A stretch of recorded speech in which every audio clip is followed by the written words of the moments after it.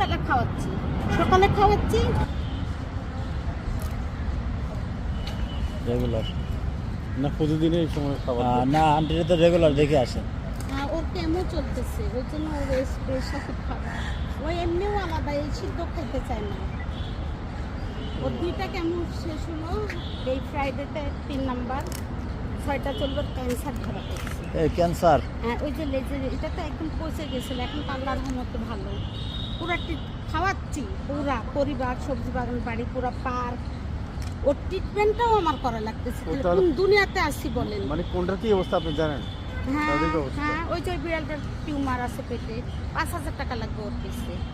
আর একটা পা ভেঙে পড়ে আছে, ডাক্তার দেখানো হয়েছে, কিন্তু ওর তো আরও টাকা পয়সার দরকার। কোন দিক করবো আমি? খাওয়াবো, এর ক্যান্সার ট্রিটমেন্ট করবো, না ওদের করবো? মানুষের একটু আগায় আসতে হবে না?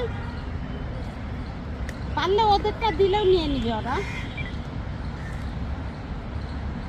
এরা এখানেই থাকে, ও ওই ইয়াতে। কিন্তু এত বড় বড় সব আসে, ব্যায়াম করতে আসে, হাঁটতে আসে, মনটা ছোট, পারে না ট্রিটমেন্ট করতে। নাও নাও, সকালেও খাওয়াই গেছে।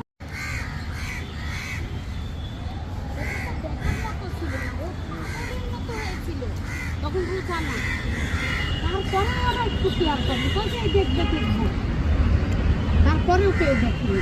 আমি এখন দেখার পরে সব এখন বুঝে পড়ছি, এখন সব বের হয়েছে। কেন আসো লালো, আসো আসো, আমি তাই দেখতেছি। এদিকে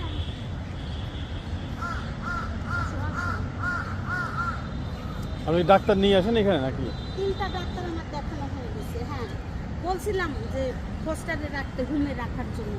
ওরা রুমে রাখলে তো আরো অনেক খরচ, অনেক। তো ওরা বলতেছে যে রুমে রাখেন না, এখানেই দিই, কারণ ওকে রুমে রাখার দরকার নেই। এখানে খোলামেলা আছে, ও শান্তি মতো। আর রুমে তো অনেক লালন, এই যে নাম খাও।